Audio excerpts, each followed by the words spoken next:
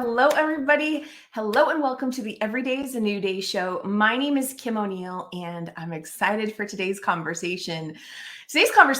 I'll share with you what we're talking about today. We're going to be talking with a guest who's going to be sharing with us her story and what she's learned about moving from an ordinary life to an extraordinary life.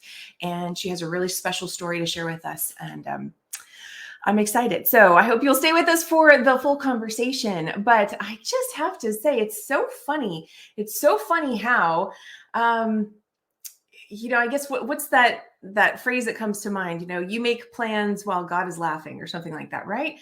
Things happen, and it's just kind of mirrors some of the experiences me and today's guests have had. And I'm sure that you can relate to when you're making plans, you're going in one direction, and then little curveballs, little things show up, right?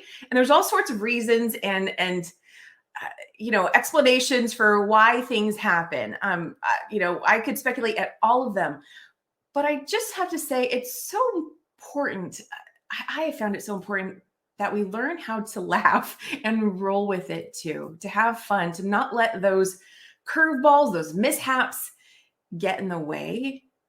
And by no means am I ever saying, don't feel what you feel. That's not what we're saying, okay? But just allow yourself to get to that space where you can go, oh, okay, I did not see that coming. And it's just humorous. So I'm very grateful we get to have today's guest on. We've tried this a few times, and today this is a third time's the charm, and it's going to be wonderful. So before we move on, let's go ahead and take a moment to shake off yesterday. Shake off those mishaps, shake off those unexpected things that show up and feel like, what? I wasn't planning for that. Wasn't planning for that. Huh. Okay, that's interesting, right? We can shake it off, shift, come back into the present moment. It's a gift to give yourself that you give those you are with as well. And so I thank you for being here. Talk to us in the comments. Let us know what you're taking away throughout today's conversation. And I'm going to move on to sharing with you a quote that I believe I also got from today's guest. I love this. It comes to us from Carol Burnett. And Carol said, "Only I can change my life. No one can do it for me." Only I can change my life. No one can do it for me. And I feel like that speaks right back to what I was saying a moment ago, right? So the curveballs happen, and they might anger us. They might make us sad. They might lead to all these kinds of things. And only we are the ones who can say, okay, and I'm going to choose to laugh it off, or I'm going to choose to finally get to that space where I can move beyond, right? For your own sake. That's what's coming up for me. Okay, so let me share a little bit about today's guest, and then we'll bring her up on screen so she can talk to us all about From Ordinary to Extraordinary. Today's guest is Carrie West. Carrie West is a transformational coach and the author of Memoir of an Ordinary Person and Her Journey to an Extraordinary Life. Carrie has transformed her life from the trauma, panic, and rejection she endured from her first breath on earth to now living as a thriving, successful adult. Today, Carrie helps her clients learn to change their lives by understanding the stories they tell themselves, the stories that had held them back from living a life of their dreams. Her coaching program, Awaken to Your Dream Life, does just that. And today we're going to hear more of the inspirational and empowering wisdom that Carrie has to share with us. So welcome, Carrie West. Hi. Hi. What a great intro. Oh, thanks, Carrie. I loved it. I loved it. And can I take a quick second to not only say, when life throws you a curveball, how we respond is up to us. And when we've had our challenges getting the show together, sometimes it becomes absurd, doesn't it? It does. It becomes absurd. So what can you do but laugh? Exactly. And there have been so many absurd moments in life where it's like, all I can do is laugh, because it's like, wow, we really didn't just see that coming. And I want to add to that. Thank you. I love that you talked about how we respond is our choice. Something that I've just started sharing in a couple other conversations I've had that I feel like fits right here too, based on how you just said that, is for anybody who right now is like, what? I can't leap to all of a sudden just laughing about whatever my situation is. That's not what we're saying either. Like that's not what I'm saying. So you feel what you feel, and you get to make the choice to say, I'm going to choose to shift into something different. I'm going to choose to now feel better. I'm going to choose to move in that direction. Even if I can't get there right away, I know that I'm choosing to move in that direction, because it makes a big difference, right? Whether we consciously make that decision or we just keep staying somewhere and not making a decision, there's a difference in what our experience is. Yeah. Absolutely. And the other thing is important when you showed, I love that quote from Carol Burnett. I have it on my website, and I have another great quote that goes with that. Only I can change. No one can do it for me. Everything can change. Yeah. Yeah.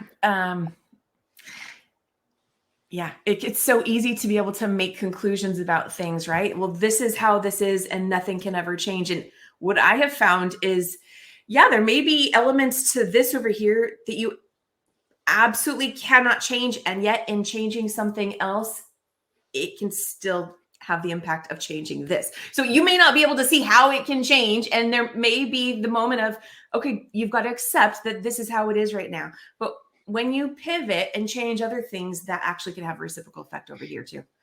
Yep, absolutely. Absolutely.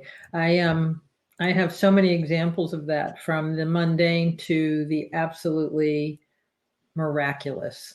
And that's how I started my journey.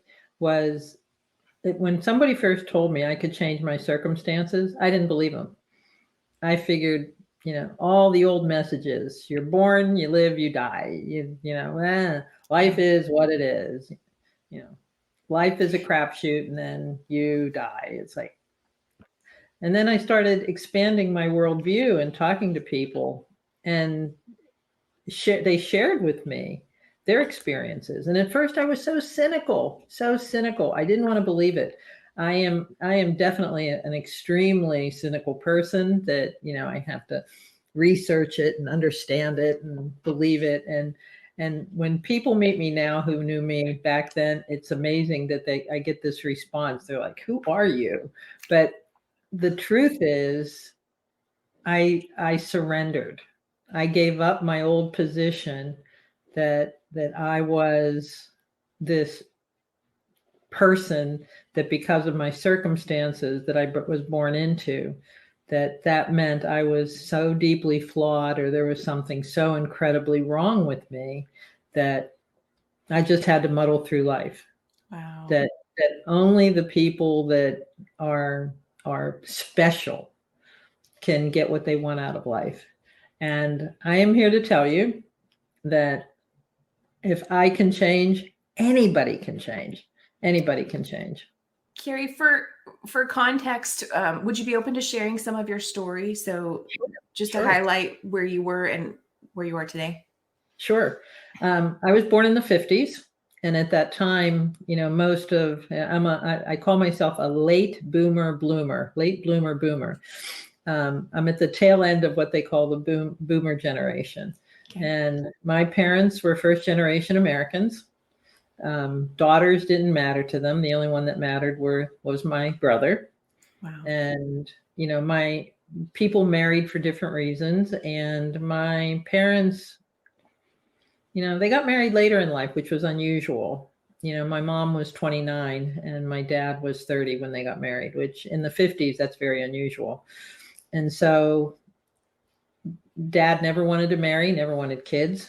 And mom, in the old verbiage, tricked him into it by getting pregnant. So by the time I was born, and I was the third, by the time I was born, dad was just so completely over it, didn't go to the hospital with me. And my mom, I later learned, had mental challenges. I didn't know, you don't know this when you're a little baby that just comes in, you don't know any of this stuff. Right. So I liken it to a movie script, because I did work in Hollywood. I do have a movie background, and I liken it to a movie script. When you first show up on the set the first day, you don't know anything that's going on. You're looking around at the sets. You don't see anybody and they hand you this script.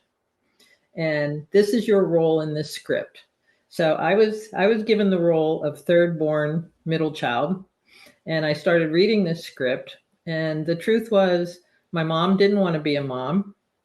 And I'm saying that as we're getting ready for Mother's Day in 2 days, but my mom never wanted to be a mom. So when I was born, my dad wasn't in the room, didn't take her to the hospital. When they handed her to me, she said, "Get that thing away from me. It's filthy." And I only know this story because my mom, in her infinite wisdom, would repeat all these stories of these horrible things she did to not only me, but my brother and sisters, and just repeat them. And when you're a child and you look at these giant beings who are so wonderful and they're supposed to be your life, they're the people who keep you alive. Right. You start to believe these things. These are larger than life, and you're so dependent on them. But beyond all of that, after that, my mom wasn't a fan of feeding me, wasn't a fan of changing my diaper, hated messy diapers. And this wasn't the day and age of Pampers. This was washing diapers. You had to wash all your diapers out. They're all cloth diapers. And so it created, I almost died a couple of times. And there are times when, because I wasn't fed and I was malnourished. And one time when I was like a year and a half, I could walk around and I found some empty popcorn or, popcorn left over from the night before, and I ate it all. I just swallowed it because I was so hungry. And I had blocked up my whole system. And if the doctor wouldn't have come by to do a house call, I think he knew something about my mom. Okay. And he saved my life. And she would describe exactly what he did. I'm not going to describe it here, but and she would repeat this story over and over. And so that was my starting point, and it didn't get much better than that. So everything I did in life, I did on my own, and I fought for everything, and I clawed my way to get out of the house. But it isn't a matter of getting out of the house. It's a matter of what's your mindset with all of that? How do you see the world? How do you see yourself in the world? And I didn't see myself in a very good way. I didn't see the world in a very good way. I believed that the world was scary. I believed that it was unsafe. I believed that everybody was out to get me. And there were times when I was walking around like this because I was just constantly, watching for where the next ball was going to drop. So it wasn't a happy life. And all I wanted was my parents' love and affection and acceptance. So probably one of the greatest things they did, and please, I hope this doesn't sound terrible, but my parents died very young. So I was in my early 20s when they died. And it was then that I realized that I am not set up for life. I drank a lot. I didn't have any close friends or close relationships. I was not set up for a successful life. I really just thought that life was out to get me. So I went to work. I started talking to teachers and went to metaphysical workshops. I studied Buddhism. I studied meditation and hypnosis. Went to therapy. I've been to probably every kind of therapy that's available. And I took one day at a time and turned it around. It was when I went to film school that I realized about storytelling and how stories are so important in our culture and in our world. And I realized that I was telling myself this story that I was, like I said, middle child, third born middle child. And I was unhappy and destined to fail. And I thought, well, I often saw them talking in movie creative meetings about how, well, we want to have a different ending. Right. I started putting it together and said, well, if we can put a different ending in a movie, can I put a different ending in my life? So I worked on it, and that's what happened. Carrie, thank you. You told that story in such a great way that we got context, but it was also succinct. And I want to I'm just going to highlight that here. I probably wouldn't typically say that to a guest. I'm so sorry. I keep having a frog in my throat. One moment. I probably wouldn't typically acknowledge that, but to me, what that says is you've done a lot of work. I mean, it's obvious because speaking to you today, and Carrie and I have now spoken a few times, actually, I would I knew maybe like a little bit of her story, but I did not know the extent of what you just shared. So I would never have imagined that you went through some of that. Your childhood sounds like a movie. Doesn't it? Yeah. Are you going to make a movie of it? You could.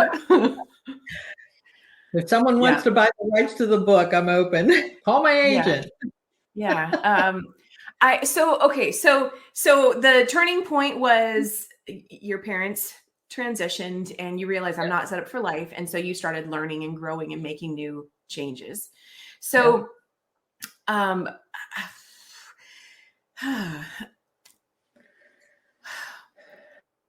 what was one of the first, I'm not sure where to go from here. I feel like there's so much that could be looked at. What was one of the first things that you noticed about your mind? I mean, you already started to share this stuff, but I really want to go back to mindset for a moment. So, um, I mean, how did you start to realize that, I am lovable, that not everyone is going to treat me this way? How did you start to realize some of that? You first of all have to make the connection. That was critical, that we're supposed to individuate. When you're born, you're very dependent on your parents, and then they reach a point where they teach you how to be your own person. Right. That's the key part. And then great parenting encourages you to find out and discover who you are, and to celebrate with you when things go well, and to help you when things don't go well. My parents had one story in mind for me, and that was, you have to take care of us the rest of your life. We gave birth to you because you need to care for us when we get old. And you do not get a life of your own unless you want to get married and have babies. That's the only life that's ready for you. That's the only life available for you. And, you start to believe that. Right. When you hear this after every moment, every day, you start to hear that. Well, there is something about me, like I said, I'm cynical. And there was something about me it was almost like a duality. There was a part of me that believed it because it was so ingrained into me. And there was another part that was like, really? Is that all there is? Really? And because I love to read, as soon as I learned how to read, I would read everything I could. I would even read the newspaper. We would get 2 papers delivered to us every day. And I would read those, and I would look for these inspirational stories. But I couldn't do anything about it. I didn't have the power because I was dependent on other people up until the time I graduated from college. And even when I graduated from college, I said to my parents, "Are you proud of me?" "No, you didn't get married. We thought you'd at least find a husband out of all this." And it's like, oh my God. So them passing away at a young age, while tragic and sad, gave me a chance to break free because it stopped the external voices. Right. And in a way, that made me feel a little lost. I didn't know how to replace that voice. So I started looking for ways to replace that voice. And some of the teachers and that I went to, or people to go to for help, were terrible. Were just terrible. They had their message, and that's another thing I think about in life. We have a society that somehow supports these ongoing bad messages that we give. It can be that way. So developing a strong foundation in myself was really critical, where I could question things. And learning to question messages that I got was the first step, that I didn't have to accept these messages. Nice. The next step was, what messages could I accept? Because I didn't want to go into a fantasy world that I could marry a prince and everything would be okay. No. What was the realistic expectation for me? Because one of the things that I think is important to understand is, my extraordinary life works for me. It won't work for you or most of the people here. You have to find out what is your extraordinary life. And So I love that you brought that up. I want to get back to extraordinary life. But I first want to go back to, you mentioned that you had to know who you were. And how did you discover who you were when you've been fed so many messages that I'm going to say weren't your truth? I'm going to ultimately say that. I did a lot of journaling, and because I'm a writer, that worked for me. A lot of Okay. people can do it by writing, they can do it by painting, they can do it by reading. But discovering who you are, one of the things is I started to include friends in my life that I could start to trust. And Okay. then I would say to them, how do you see me? Do you see me as a friendly person? Do you see me as a scared person? And please be honest. So I had to ask some real tough questions of people, and how, because that showed me how I was putting myself out in the world. And then I had to understand what what I really believed about myself. And I did. I believed the message I got from my parents. So I had to take that apart. And I did a technique for changing beliefs. So it's very simple. If you believe I believe the sky is blue. That's, in our world, that's true. If you want to say, I believe the sky is purple, then you want to change that. You cross that out and write, I believe the sky, that's cancel, that's wrong. And then you write, I believe the sky is blue. And some people even talk about having meditation around what they call a book of beliefs that we have in our subconscious mind. Okay. And you start looking at the beliefs you have about yourself. But one of the easiest ways to understand the beliefs that you have in your life is to hear yourself talk, become an observer of your life. So if you can step outside of yourself and say, I'm going to watch how I respond in this situation, I started to see that a lot of my words and a lot of the phrases I used were those given to me by my parents and by society and by teachers. And I needed to say, oh, okay, do I want to keep that? Do I want to believe that a woman's place is in the home? No. I want to believe that a woman has the ability to do just anything she wants to do in her life. And then so I took them apart. I started to collect the old beliefs that I had, and then I took them apart and rewrote them and went after beliefs that would be healthy for me. Thank you for sharing that, what your process has been and some of the ways that you started to rediscover who you are and your beliefs and all of that.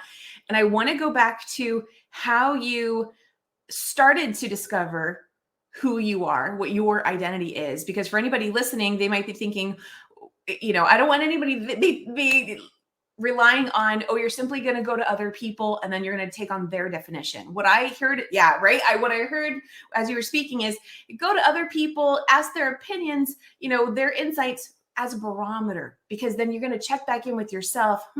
Does that resonate with me? Do I agree with that? Do I want to be that? Oh yeah, I think I am like that, but I don't want to be like that. Or, oh, that's interesting. That person sees that. I can see why they say that. But like you get to define. And by going to other people and asking them questions, it's simply helping you sift through what's true for me. Who do I choose to be?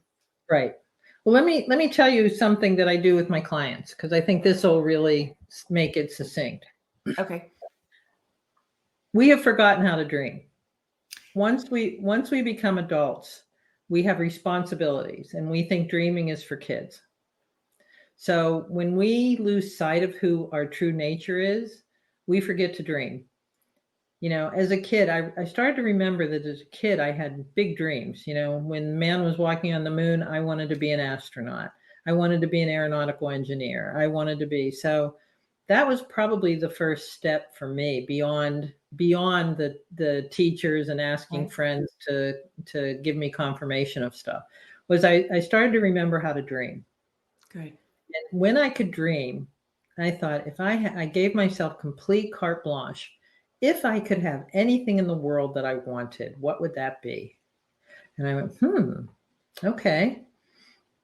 And I thought about that, and I thought, I want to be happy. I want to feel like I'm successful. But what does that look like? How do you dream that? What does that look like? And honestly, I said to myself, boy, I'd love to live in California. At the time I was on the East Coast. I'm from Pennsylvania. Okay. I said, I want to live in California with all the sun, and it's great and it's cool and the people there are cool. Okay, so what do you want to do in California? Well, I like stories. I want to be in the film industry. Now, remember, I'm 20 years old. This is like nothing. And I thought, yeah, right. You know, on the one hand, I'm dreaming. On the other hand, I thought, yeah, right. How are you going to get out there? But I kept it as a dream. And you use dreams to spark your imagination. And once your imagination is sparked and you've got a dream going, you get excited and desires start happening. Because we get so complacent, we forget that we're allowed to get excited about something in our lives. So here I am struggling along, trying to figure out who I am. My parents are gone. I'm kind of lost, whatever. And I thought, well, yeah, I have this dream. I want to go to I want to live in California and I want to be in the film industry. Yeah, right. Cool. But I'm going about it and I'm still thinking of other dreams. And I said, I want a cool car and I want to travel. I want to go to Europe. And what I found out was that opened me up for different things. So this is when I'm 22, 23. Okay. When I was 32 years old, I got a call from somebody that the American Film Institute in California was opening up applications for people to go to school out there. And I was like, oh, okay, I'll put an application. They're not going to want me anyway, because I'm a middle child. I'm an unwanted middle child of an immigrant family. But yeah, I'm going to do it anyway. But meanwhile, I'm still doing my dreaming. And I got a call from somebody. The head of the program is in New York City, wants you to come into New York to meet with them. And I was like, what? Well, I got accepted. I went to this school and I got accepted to this program. From a dream I wrote and when I was 22 years old. Here I was 32, 10 years later. And I kept dreaming about this and just thinking about who would I have to be to get into that program? Now, I wasn't perfect and I had a lot of challenges, but I got in and it forced me to come to California. And I've been here ever since. Carrie, that is so inspiring to know that that you had a vision, a dream when you were 22.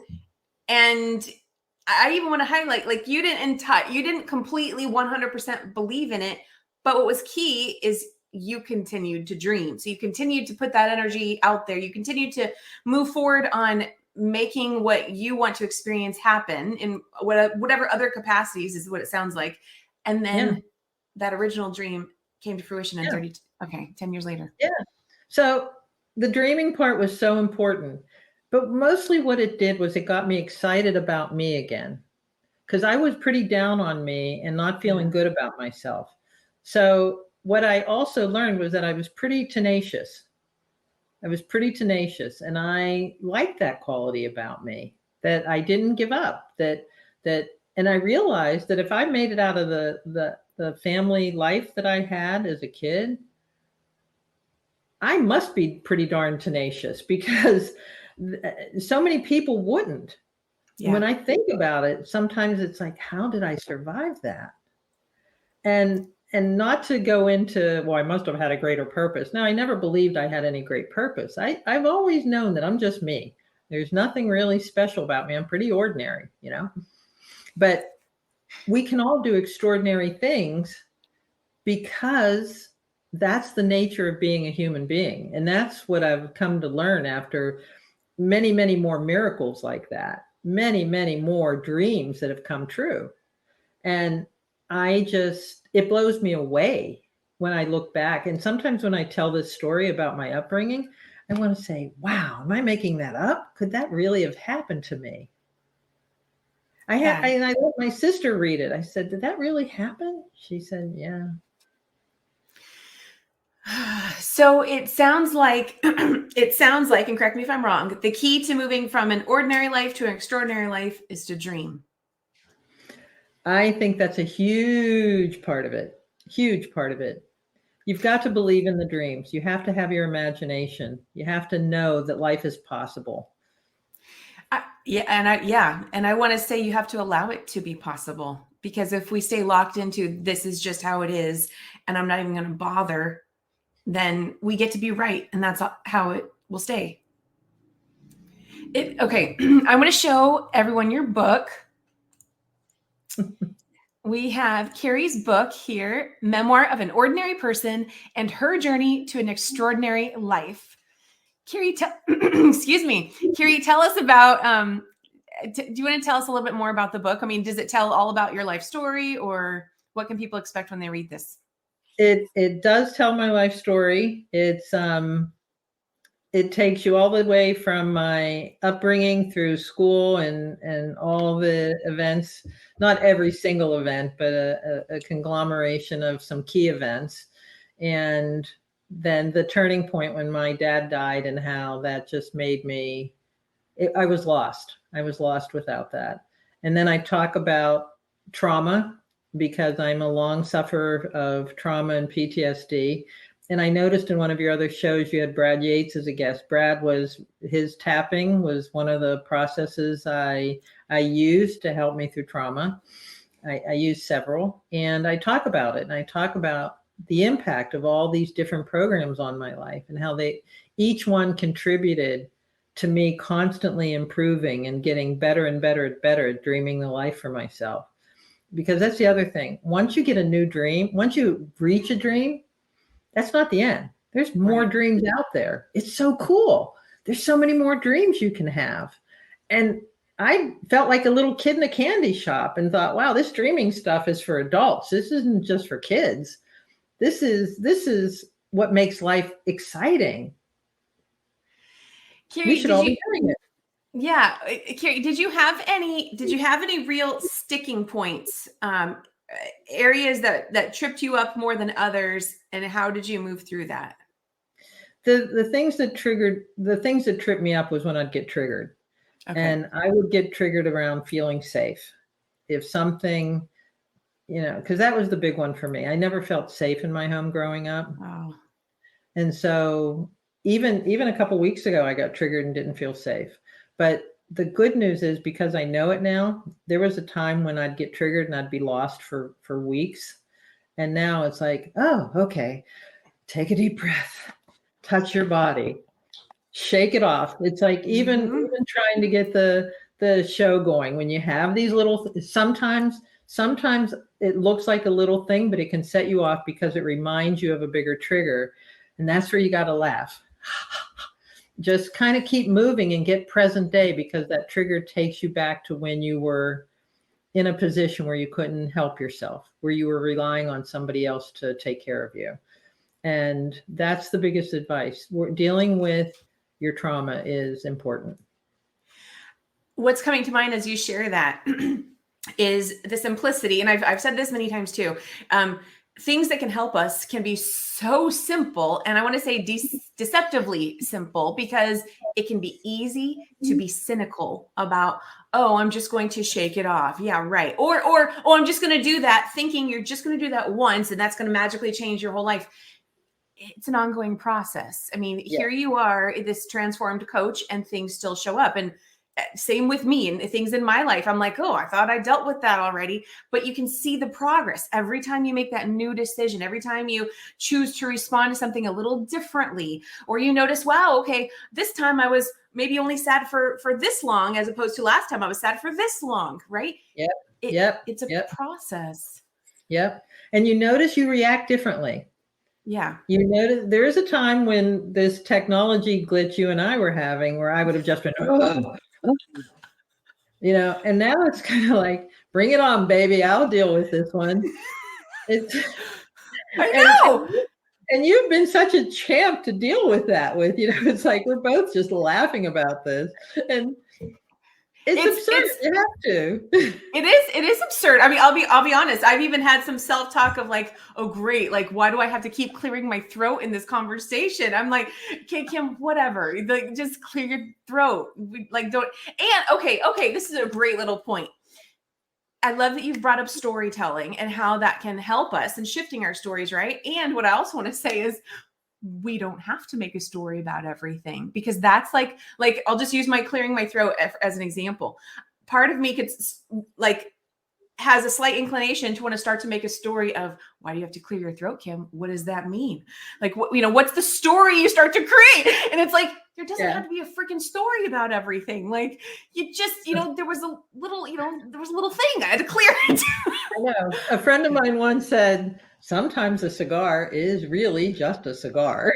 There's no magical element to it. But you know what? I'm glad you brought that up, because we have stopped accepting our human foibles. We have stopped accepting who we are. And I think we demand perfection from other people because we are terrified of our own imperfections. Oh, that's a good one. And Yeah. so if we can accept imperfection in others and in situations, then we start to accept ourselves as Yes. imperfect beings. And once you can accept yourself as an imperfect being, that really opens up for magic and miracles and change, because we're not perfect. We're And not. no. I love that you said that. Yeah. So I've said many times I'm a recovering perfectionist, and it's like it's a work in progress. And I have found I'd love to know if this speaks to you in any way. I have found for me that my spiritual journey has led me right back to embracing the human journey. And does that resonate for you too? Oh yeah. Oh yeah. You say you're a recovering perfectionist. I'm in the 12-step program for recovering control freaks. And the first step is make sure it happens the way you want it to happen, damn it. Oh no, wait, I'm in the wrong program. But but control freaks like me, recovering control freaks, if anything is out of whack, everything has to be absolutely done, T's crossed, I's dotted, because if not, then you have to deal with imperfections. Right. And we have forgotten that it's okay to be human. I feel like that's a That's quote. We have forgotten that it's okay to be human. I'm going to put that up on the screen. We have forgotten that it's okay to be human. Carrie West. We're going to make that a quote. There we go. Putting that one up there for everybody. We have forgotten that it's okay to be human. And what new decision are you making about your humanness today? In what way can you embrace more of your humanity today? And this goes right back to, I mean, I started off with saying, my spiritual journey led me right back to my human journey. And what I want to highlight with that is I think there tends to be this I guess belief or perception that we move into spirituality to get away from our humanity. I can see that right on a level, and it's not either or, it's both. You're a human for a reason. yes, yes. And when you can get those two working together, man, it's even a more enjoyable journey, because the experiences you can have, there's a vibrancy to them. Yeah.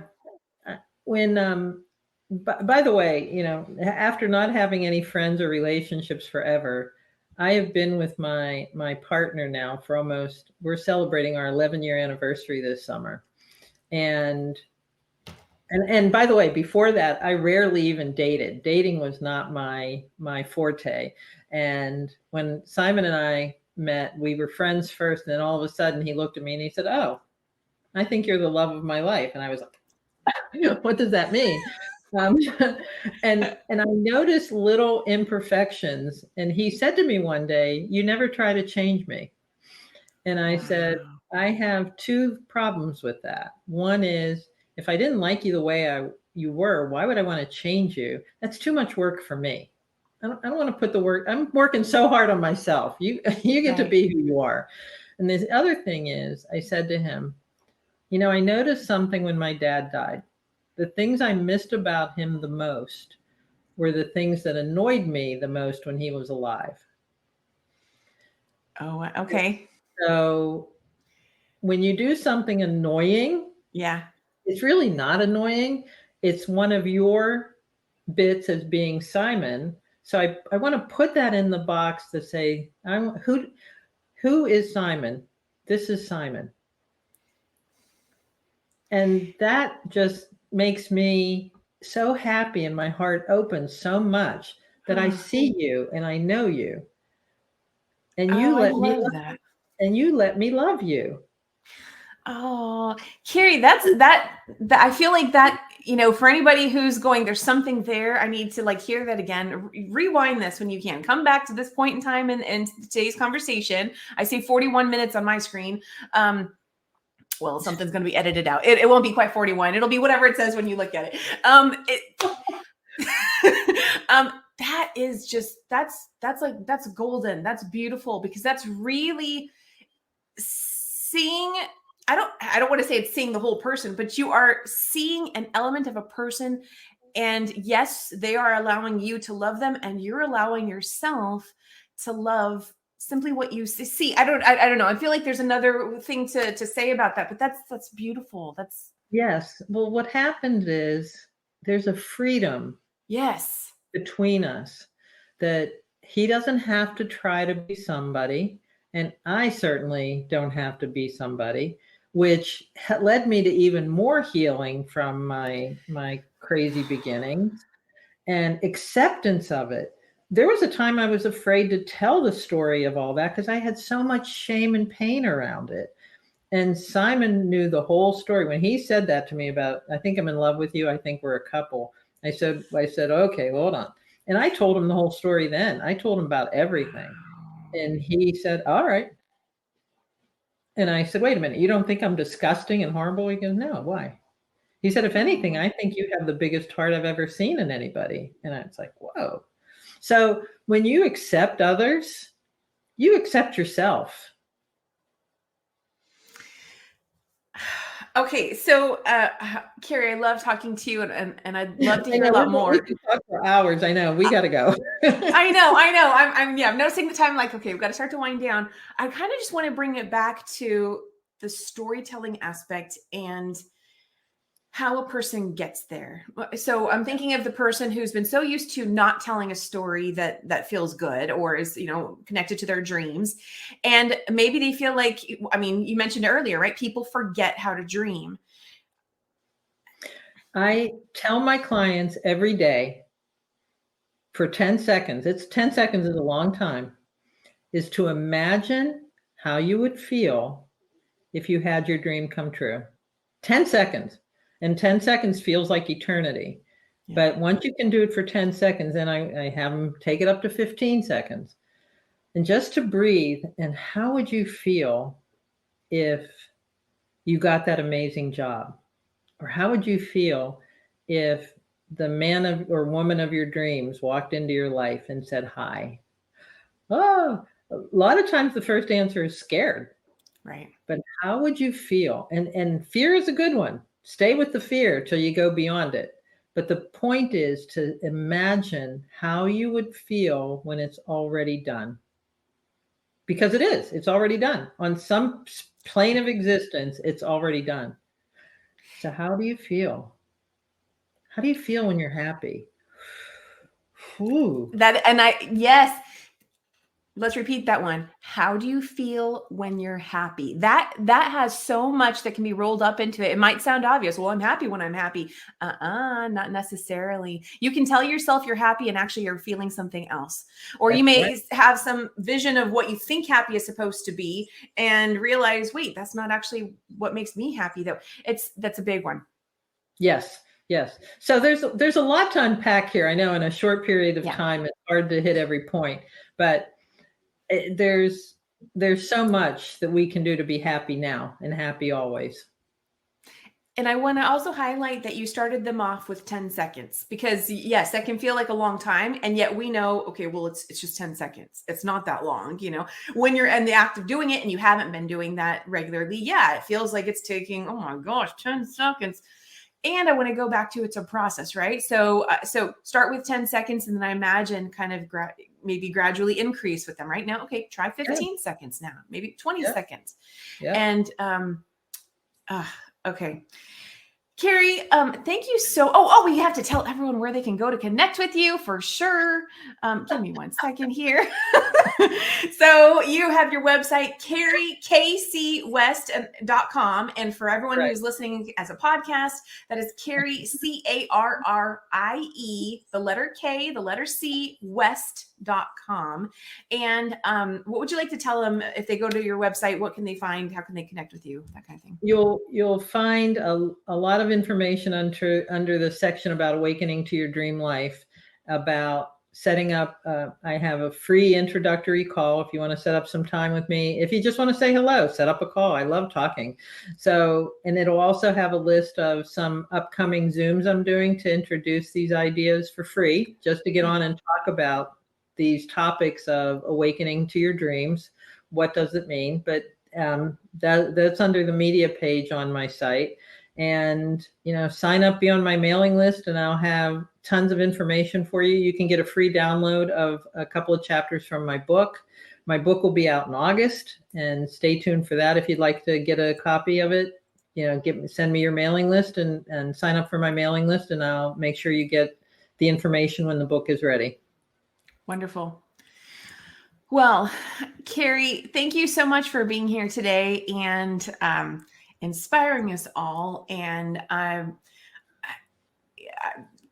going to say thank you for the work that you've done on yourself, because,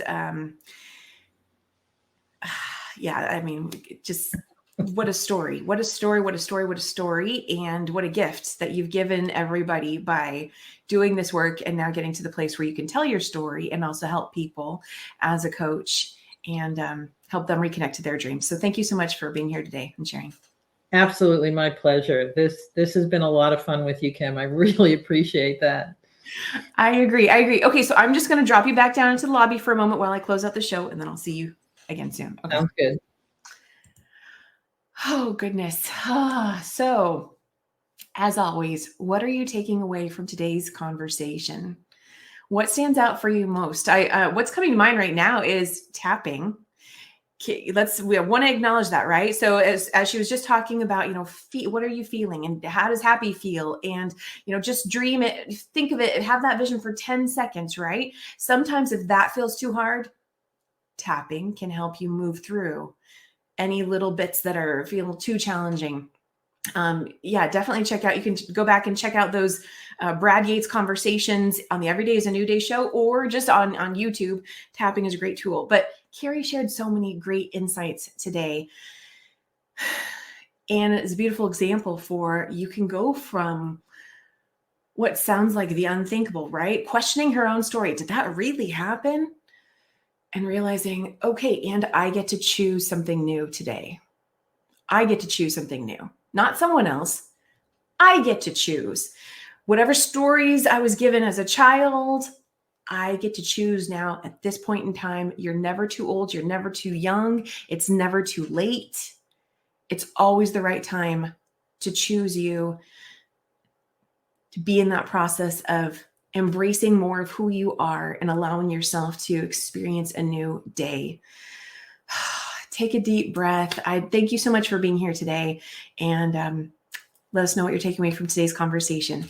Have an amazing day, everybody. Remember that wherever you are today does not have to be where you are tomorrow. You're worth more.